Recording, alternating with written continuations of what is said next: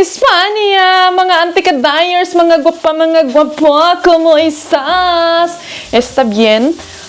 Está bien too. Nagluto ako ng sausage, lunch, breakfast, dinner, and everything. So, for today's ganap, nagkuhan lang ko dyan. Nag-rice lang ako ng konti kasi meron akong leftover na rice terraces natin dito. Ang sayangan ko mga antikels na itatapon. So mag-rice lang tayo kasi sayangan ko sa akong rice nga itapon.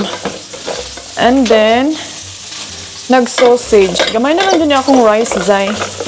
Pangkuan lang ni tambal sa ibog sa rice. May rice? May rice ba kayo? Kunti na lang tong rice ko. So, ngayon, namulula na to ni ka. Para mo kuan ang dokot. And meron tayong sausage. Ito na lang yung last sausage na natira ko. Pula-pulahon lang sana ito na dyan. Ouch! Dahan-dahan nilang. Yan. Luto na ni siya, Auntie Kels. Gusto ko lang talaga nga papula-pula. Pula-pula ang tahong ni Carla. Yung rice natin. And of course, as usual, dito ko tayo kakain. And meron tayong...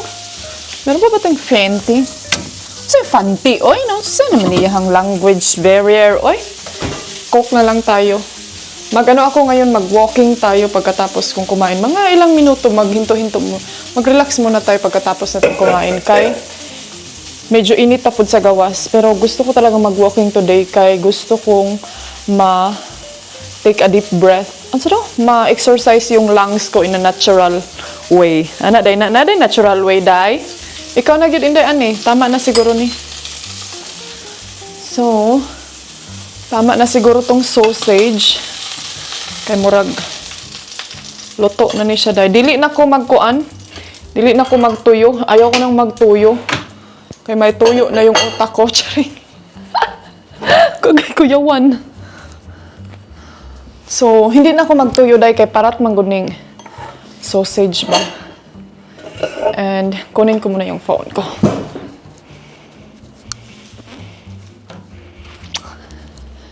Meron akong balita tonight, today, and tomorrow. Good news. Pero before and everything, mukaon sa ako before ako magmarites sa inyo. Okay? Bon appetit! Alright, mga antikals. Tapos na akong kumain. Ang oras is alas 7 sakto. So, mamaya na tayo mag-walking kay medyo init pa dyan siya mga zay. Mga siguro mga 8 or 7:30. So, mag-walking tayo. And ngayon ba, nakuan ko dahil na siya ko kay nahurot na, naubos na yung coke ko. Tapos ako lang mag-isa dito. Murag dili siya healthy dahil. Dili jud healthy. Hindi talaga healthy dahil. Kaya ikaw ra mag-isa dyan tapos naubos mo yung stock mo na coke. Ikaw na gyud. Diba? Kailangan natin tong patayin ang mga ilaw ngayon kay parang patapos na ang ating kuan. Working time tayo mga zay. Habang nag-relax tayo kay uy, sobrang busog ko sa kuan. Uy, thank you Lord, kaayo. Sobrang busog ko sa kining... Anong tawag dito mga antikels? Sausage. Sa rice. And yun na nga, no, before ba, naalala ko, Diyos ko, before, makainom lang kami ng drinks. Kung may lagnat kami, maka-orange. Pero ngayon, ang coke, mura na lang, himuog tubig. Muna pud karon no mga antika-dyers ang mga bata nga kuan bata pa gipang diabetes na. Kay murag ang coke parang ginawa na din ng tubig mga antikels. So di pa jud ta ka walking ani ron kay murag init pa jud siya. Tapusin ko na lang tong work ko ngayon tapos mag-walking around tayo while nagchika-chika sa ating mga bagong balita at sa radyo at TV. Pero ewan ko ba? Kung may kalahian ba mga antikels, may iba ba ang coke? Mag-feel na ko, tayo lang ang niloloko talaga din nitong mga soft drinks nito, no? Ang nilalagay din nito day, yung mga addicted sugar dyan taday, mo nang nga-addict na puntaan ni, dapat talaga pag mag-inom kayo ng soft drinks, mga antikels, uminom kayo ng maraming tubig. Pero alam nyo ba, yan yung mga ginagawa sa kanagaling mag-diet. Kakain sila ng sweet. Or pero yung iba is mag-toothbrush sila day para ma-avoid talaga nila yung kumain. Ano naabot na may siya diet? Uy, naag-diet ka day? Oh, naapakoy Coke. May Coke pa ako dito, tapos may coffee pa. Ay, ubos na palang coffee. Ito na lang ubusin ko itong mga drinks na to dito. While nag-work tayo, no? Kay... habang wala yung asawa natin, at least meron tayong kagampanan sa buhay. Meron tayong tinarbaho. And I shall return hasta la vista, baby. Hola, mga antikels! Ayan, dito ako ngayon sa Sir. Kaning tukar na po ang ako ang tiyan. Pero ngayon, mag-walking tayo mga Zay. And, kita niyo ba yung statwa dyan? Meron tayong statwa ni David. Mag-walking tayo, tapos magkuanta kining... Mura nag-foggy ang akong kuanday. Magkalo lang ko mga antikels. Asan ba tayo dadaan? Dito sa harap or sa likod? Lakman na din ha. Dito na lang tayo sa likod dadaan. Kaya para meron tayong exercise tayo tuwing umaga. Tuwing hapon na day. Mag-lock tayo dito. Kaya, kuan. Tayo ra ba yung isa, no? May nag-message pa doon sa akin sa Facebook ba? Hindi, ani, mag-iingat ka dyan ha. Mag-lock ka dyan ng pinto. Because double lock na siya. Kaya napatay sa rihas, napatay.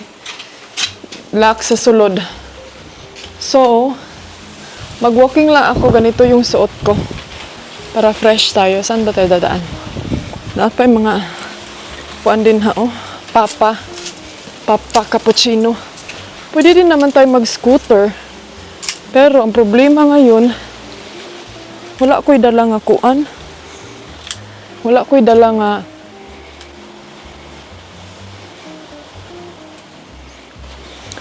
dala nga lalagyan ng aking kamera. Mag-walking na lang tayo day. Kaya para maano din. Ay, paandaron ko sana yung car. Pero wala man tayong susi. Next time ko na lang i-check. Or bukas. Saan tayo? Which way? Dito lang? Dito lang tayo, no? Para kuan kay subidahon manggudid to mga antikels. Asan kaya si Felix? O naman sila nang guna diri aday, oy. Mura man tag si kuan, oh. Daddy long legs. Lady long legs. Windy siya, day. Windy mga antikels. And, yes. Ay, fresh air. And, in fairness, blue sky ngayon. Tingnan niyo yung sky, blue. Kagaya ng damit ko, blue. Saan naman ni sila antikels? Saan naman ni sila ng limpyo diri silang ugkaran? Kailangan dyan ako ipaayo ni ang akong kamera. Kailangan ko tong ipaayos tong screen ng aking kamera. Pag makabalik tayo sa Bangkok. Dahil pag hindi ko ito paayos tayo, walang silbi ito day. Kailangan ko tong mapaayos. Kaya na-disconnect siya dito sa akong apps. But anyway, saan kaya tayo mga antikels, no? Doon na lang tayo siguro sa kabila. Dahan-dahan lang tayo. Baka makita natin yung friend namin doon. Hala, hindi pa naman ako nagdala ng phone. Kisa man po daw ka-chat ni mo? Sino naman ka-chat mo daw? Ano magsige mapukagdalag cellphone? Wala lang. I-timer lang na ako kung walking. Ayan, walang tao dyan, oh. May tao din ha, antikels. So, ang chika ko sa inyo mga Zay, nakabook na ako ng ticket ni Mister! Alright, di mag-all. Bright dyan yung antikels. Nakabook na ako ng ticket para sa kanya going to Thailand. And siya lang pupunta. Hindi na ako sasama. Nakahanap ako ng murahin na ticket. 900 euro from Denmark. And return na yan. So kung dalawa kami, 2,000 euro day. Mahal, diba? So siya lang. May business lang naman siyang pupuntahan doon. And then tsaka na tayo sasama. Next time, pagbabalik na lang tayo ulit sa Thailand, yung vacation na talaga yung pupuntahan natin. So ngayon, ano ako sa kanya, nagawa ako ng immigration declaration, something siyan. Kasi wala na siya patient anak day. So ako yung nagbili ng ticket at saka prepare sa kanyang immigration and everything. Para wala na siya hassle. Nabay mga tao diri mga articles. So yun yung in-agenda ko today. Pagkatapos kong kumain. And I'm glad na nagiging okay naman. I'm glad na na-survive ko. I made it. O diba? Relax day. Ginhawa.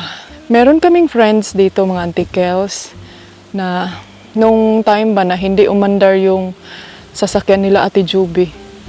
And then ito siya na kapitbahay namin is ang bait niya talaga day. And then alam niyo ba na lagi niya akong tinutulungan sa mga bagay-bagay. Nung isang araw nagtanong ako sa kanya. And then, she's very helpful, Juday. Siya yung pangalawa na lagi naming malalapitan dito. Except nila Ate Juby. And ano din siya, kining British. British ang mga Auntie Kels, tapos Spanish ang kanyang bana. Bana Bells. So, magpunta tayo doon. Pababa. Tapos, try natin pasubida kung makasubida ba ta. Pero hihingalin na kasi ako mga jay.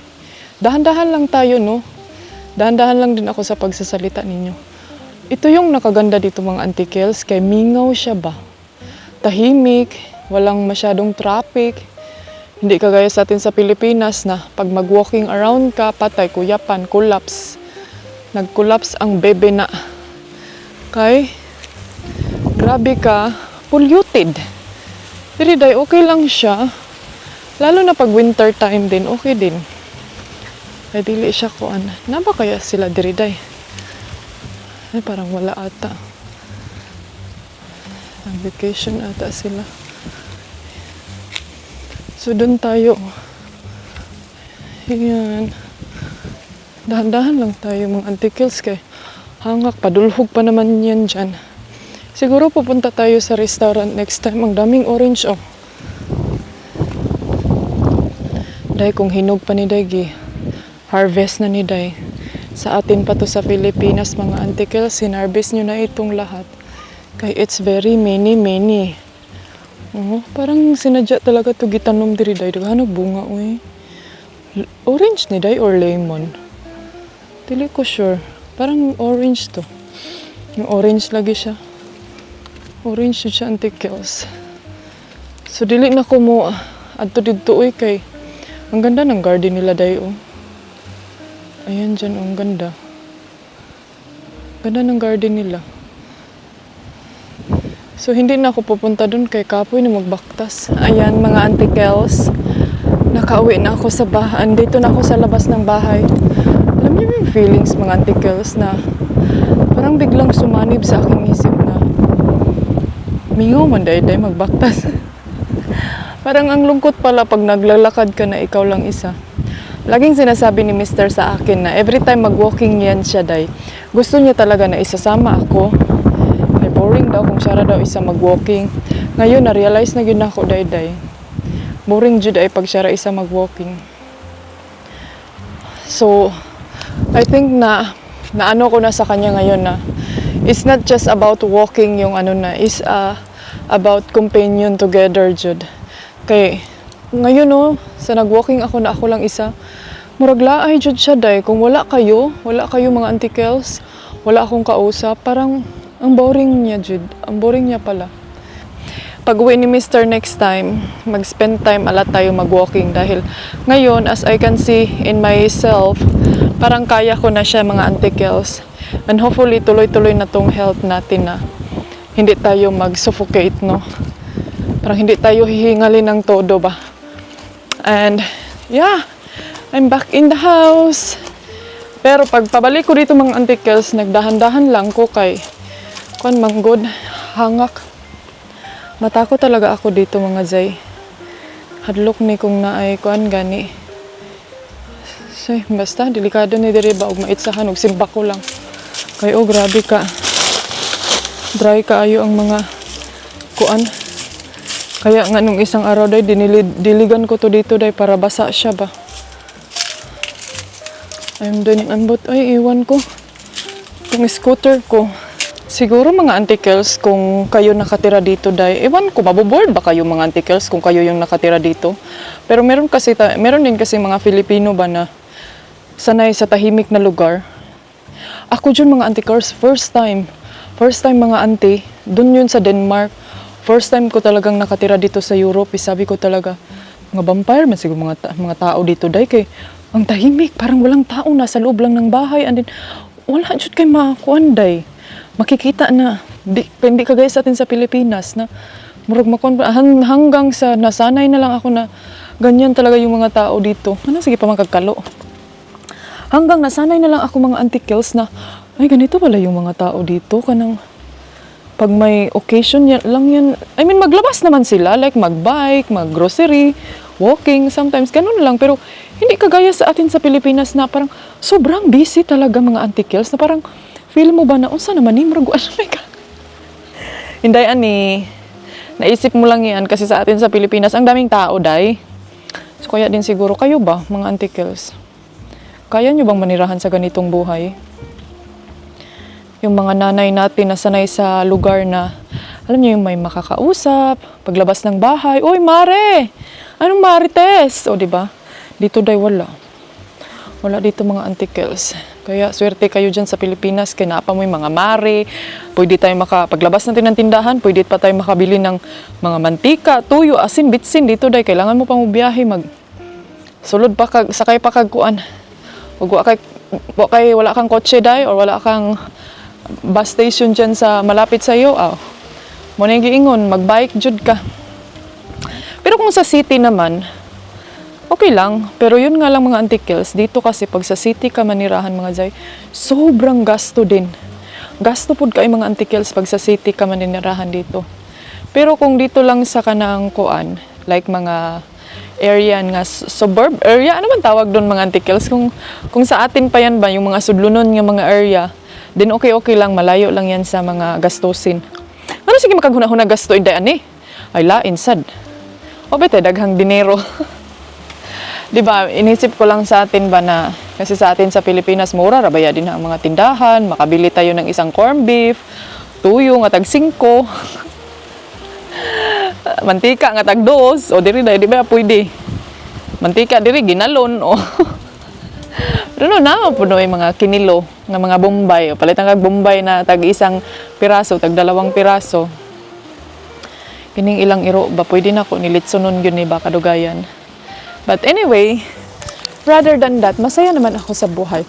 Pero alam nyo ba, kung kayo ang papiliin mga antikels, saan kayo gustong mag-migrate? Dito sa Spain? Or kung kayo papiliin mga antikels, saan nyo gustong mag-migrate? Dito sa Europe or dito sa, saan naman siya? Sa Europe or sa Amerika? Saan nyo gustong mag-migrate?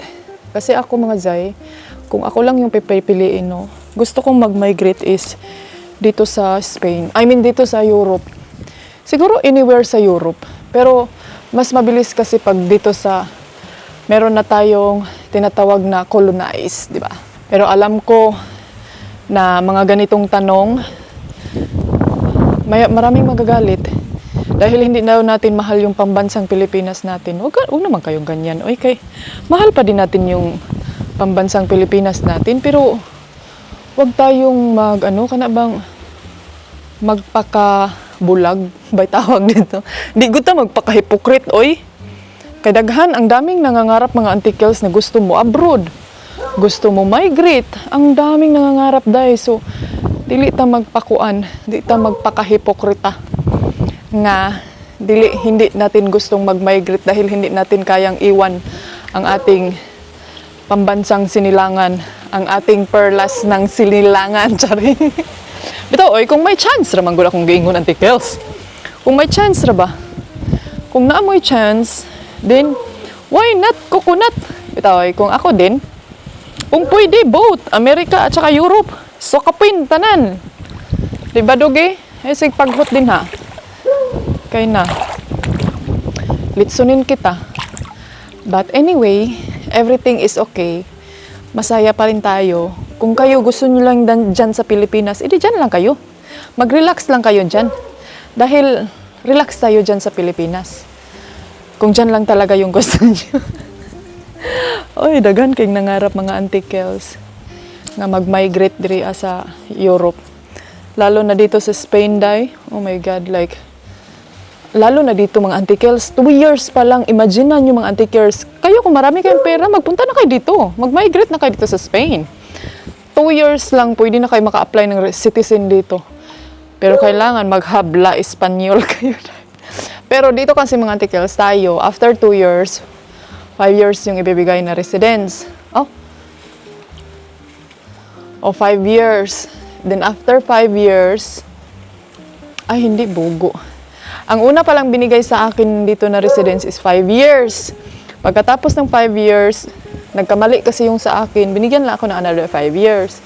So ngayon, and normally kasi niyan, after 5 years, bibigyan ka na ng 10 years residence dito. And then, pero actually, within 5 years mo, pwede ka nang mag-apply ng citizen after pag 2 years. Oh, di ba? Libog akong explanation. Kasi ako, nalilito din ako sa basta, yung mga nakatira na dito sa Spain, mga Espanyola na dyan sa atin, dito sa kaharian ng Spain. But, everything is okay naman. Happy sa pagsistay ko dito. Wala naman, I mean, meron lang akong mga downside or the other side. Pero I think, normal rin na siya dahil, lalo na pag kanang na-adjud ka, kanang stay-in-jud ka sa isa ka lugar. Pero pag ikaw kasi ay sanay ka sa lakwatsa din, mahihirapan ka talaga sa mga sitwasyon, sa mga patakaran nila dito. Tapos, manibago ka din mga Auntie Kels. So, ayan na, oy, let's go inside na. Kaya marag ang oras ngayon, alas 7 naman siguro day or alas 8 na. Kasi umalis ako dito sa bahay. Kuan na, 7:30. So yun yung chika natin for today's ganap. Si Mr. nakabook na siya ng ticket, so siguro in the few days, makaano na yan siya, flight na niya. Hinihingal ka man, ani, oy. Dahan-dahan lang sa buhay mo dyan. Uy, ang aircon, wa pa na. Palong. So, isirado ko lang tong kaharian ng isirado ko lang itong dirihas namin na bahay para hindi na nakawin si Auntie Kaday sa bako. Ay, patayin muna natin yung aircon, day. So, that's it for today. Thank you for watching mga Auntie Kadayers. Hasta la vista, mga gwapa, mga gwapo. Hey, darling, can I tell you what's been on my mind?